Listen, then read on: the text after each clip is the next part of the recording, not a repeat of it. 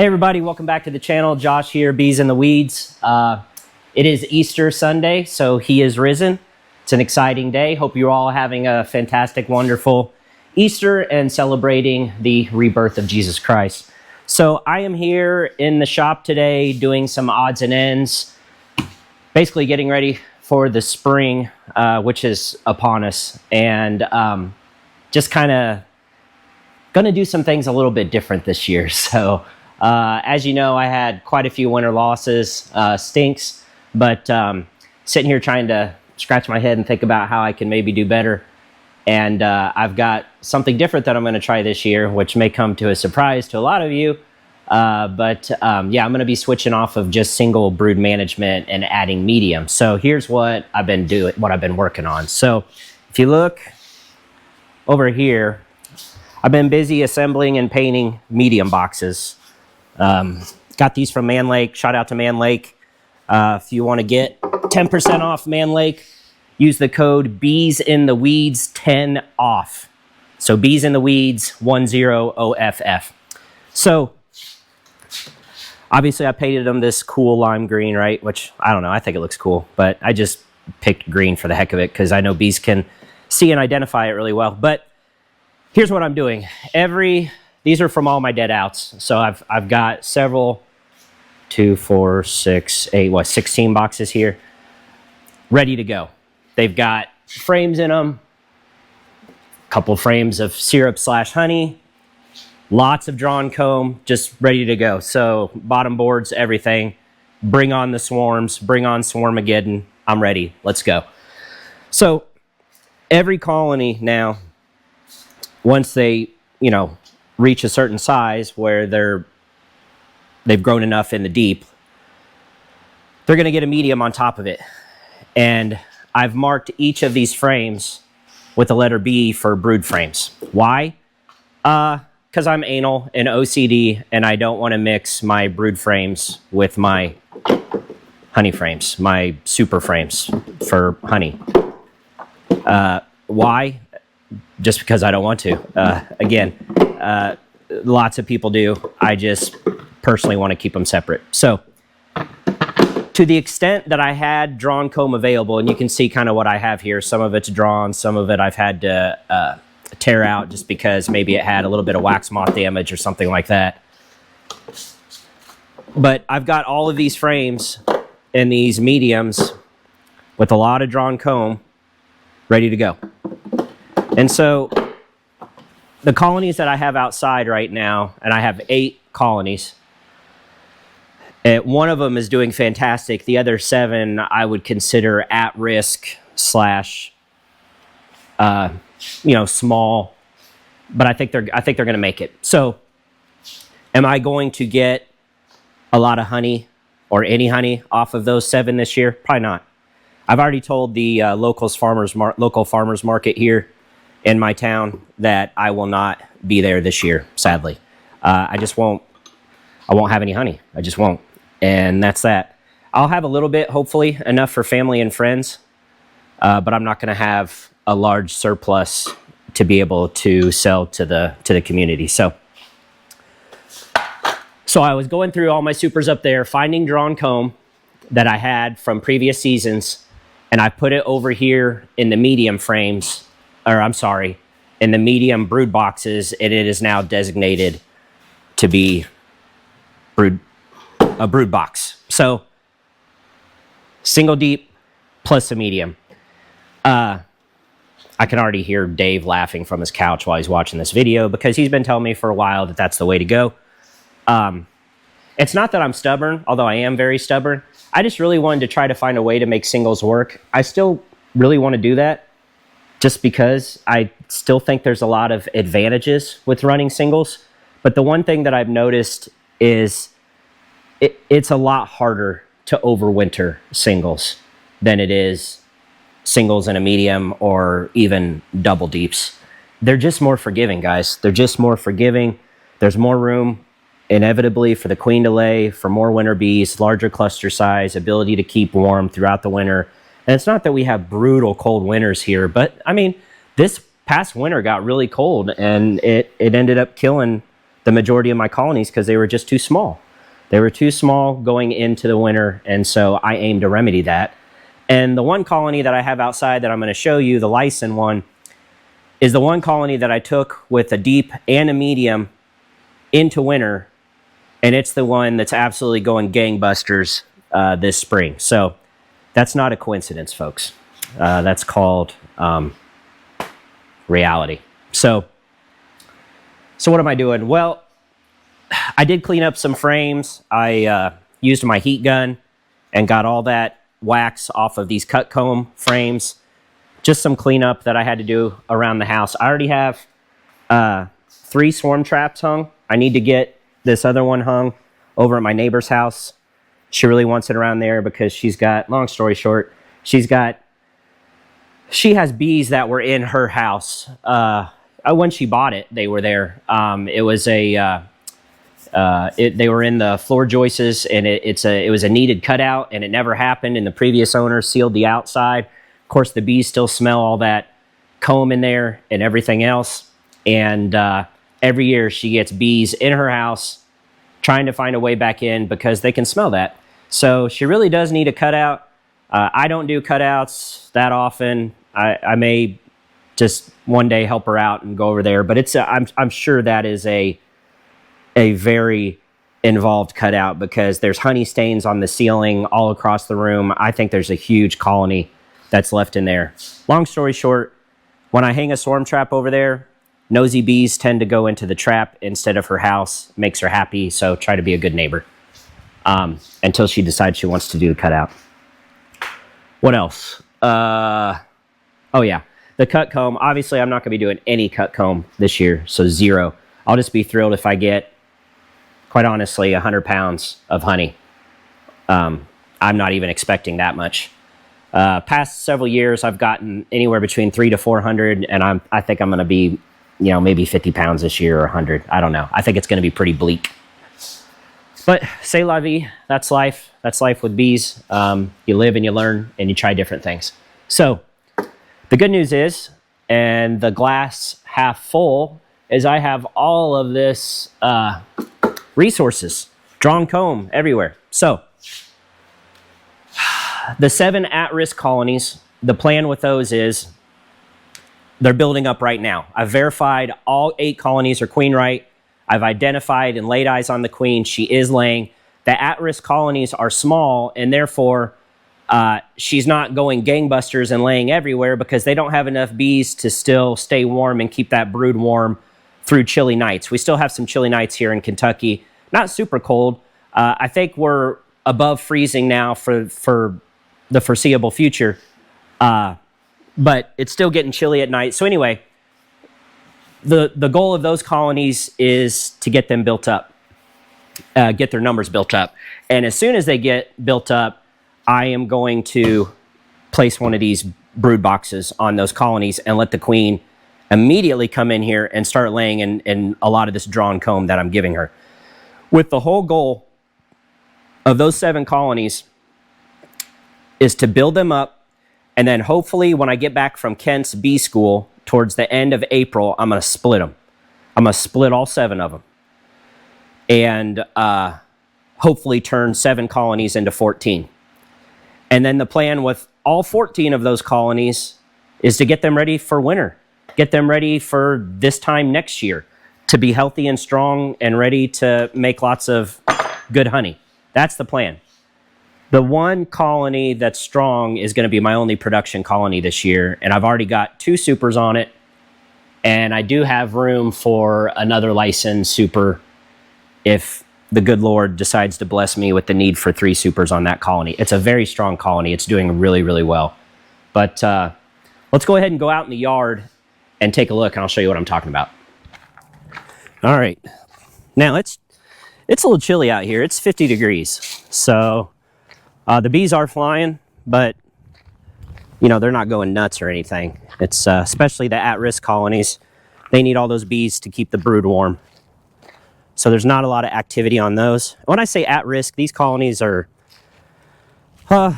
anywhere between, I'd say 2 to 4 frames of bees. Lots of food on the outer frames. I've verified with all of them. Also, you can see I've got these BRB feeders installed. I really like these things so far. So I'm really excited to try them when it gets dearthy out here.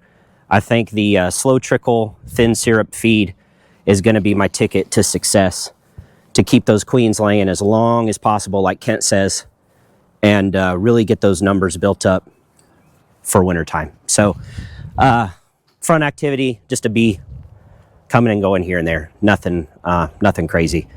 It is a little cooler. Even when it was warmer, like 80 degrees, you just see a little bit of activity, you know, maybe 5-10 bees at a time coming and going, because these colonies they're just not very big. But they are absolutely queen right. And you can see pollen coming in. I've verified on each colony. This one over here is in the process of requeening itself. I've seen pollen coming in. I had 2 capped queen cells. So I don't, it was queen right, because I literally introduced a blue dot queen that I found from another colony, and they appeared to accept her at the time. And then I came back, I don't know, a couple days later, and she's nowhere to be found, and there was capped queen cells. And when I say a couple days later, it wasn't literally a couple days later. I think maybe it was a week or something. So I'm pretty sure they killed her. They superseded her. But they did have a frame of eggs to be able to raise a new queen. So it is an emergency queen. We'll see what kind of queen they get.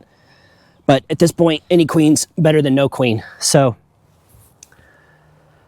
2 colonies over here. This colony's, I would say, a little bit above at risk. It's one of the stronger ones. I want, you know, again, for the ones that are at risk, I want to say this one has like maybe 5 seams of bees or so. It's going to be just fine. I think all of them are going to be just fine. But, you know, this is the only one that I could probably put a super on and get some honey out of. Because I don't think I'm going to have any swarming issues this year. Because, again, I'm going to be splitting them at the end of this month. Today being April 5th, Sunday, Easter Sunday. So these 2 colonies, this one is stronger than that one. This one was like maybe 2 frames of bees. I mean, it was small, guys. And this one's maybe like 4. Both bringing in pollen. Both are queen right. I do think I have 1 or 2 green dot queens. So I do have a couple of queens that have made it through 2 winters. They're probably not going to be worth much. Really probably need to be pinching them and replacing. I do plan on getting some queens at Kent's. He's graciously offered me some. So when I go there, what is it, the 23rd, 24th, and 25th of this month, it's his bee school, the Lake Barkley Bee School. If you haven't been, I can't recommend it enough. I'm going to be doing quite a bit of filming there, and I'm going to try for the first time going live. It could be a monumental failure. I have no idea. Kent is out in the middle of God's country and nowhere. His internet speed is not great, but by God, we're going to try it. And we are going to do a live Q&A with Kent. I'm aiming for Saturday night. And hopefully we can just do it like it is a dinner table after everybody's kind of gone home, because I'm staying there 3 nights, all 3 nights. I just plan to camp again on his property, because it's a blast and it's like vacation to me. So I'll go check on this swarm trap while we're out here. I rebaited it yesterday. There was a couple of scout bees on a different one, not this one, but again, there's not a ton of bees out right now. There's one right there. Yeah, okay, go in there, check it out, take measurements. So I do have 3 swarm traps hung, soon to be 4. Praying for some swarms, praying for some swarm calls. As you can see, I have lots of room and space in my apiary. I am ready to go. I am ready to recover from these losses again and have at it. So, but yeah, so anyway, back to Kent's. I'll be there 3 nights. Gonna do that live Q&A. I think you guys, at least if I was in your shoes, I would love the opportunity to ask Kent questions live and get responses. So I'm gonna do my best. More to come on that.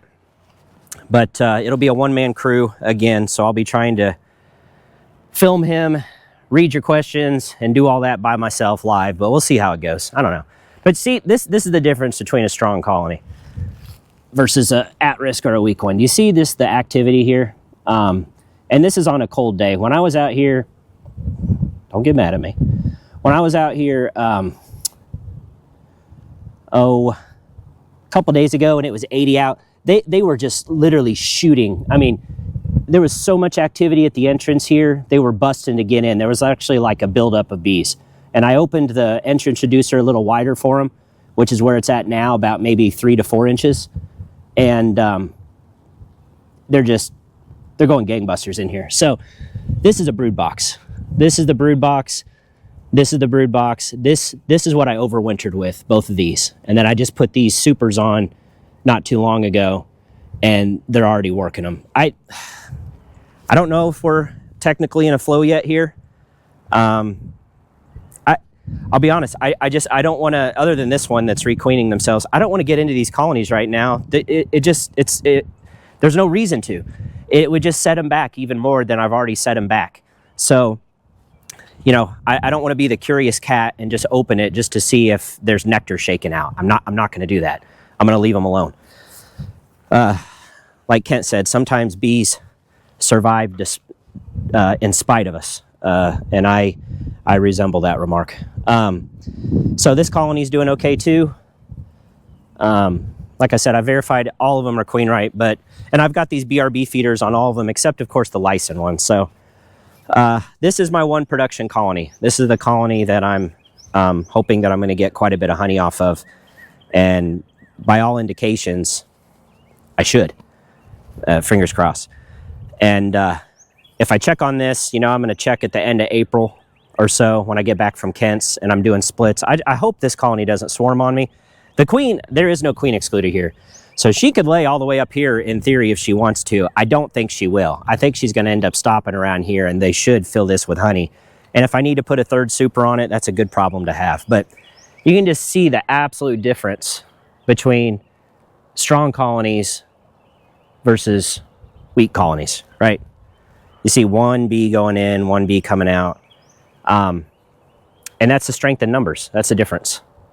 And you just see them bringing pollen in left and right there.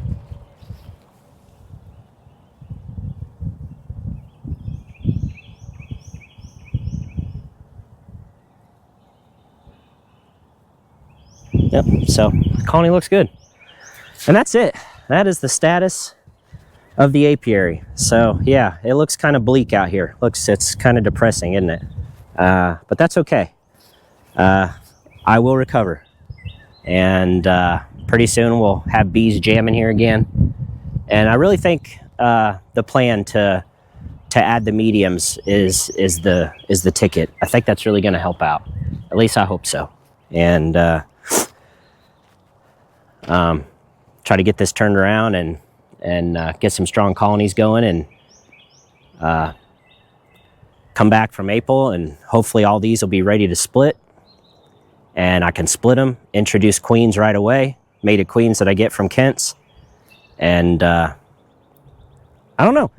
There is a small chance that I might be able to get a little bit of honey off these after splitting them. But inevitably, when you're reducing their numbers by that, you know, you either get honey or you get bees. That's kind of the way the math works, right? So, all right. Well, it is an absolutely gorgeous day out here. You can see we've got the dandelions, so everything's about to pop around here. So we're definitely on the cusp of a flow, that's for sure. So to all my fellow beekeepers out there, it's an exciting time. Hoping that you and your bees are doing good and all is well, and may God bless you with lots of honey and healthy bees. So that's it for this video. Hope you guys enjoyed it. If you did, please give it the thumbs up. God bless you and your bees on this beautiful Easter Sunday, and we'll see you guys on the next one.